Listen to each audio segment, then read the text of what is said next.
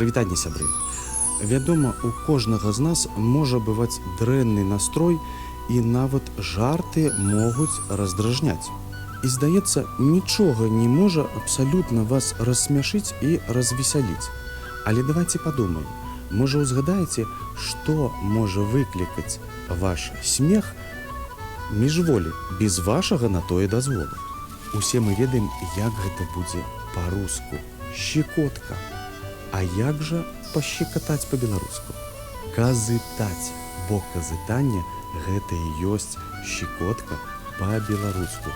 Толькі глядзіце вельмі асцярожна, бо памятаеце, як у дзяцінстве казалі, што можна заказытаць да смерці.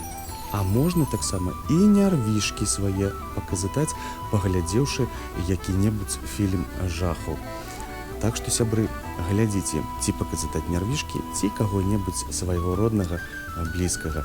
Не сумуйце, сябры, хай у вашым жыцці будзе больш смеху і менш суму. Да сустрэчы.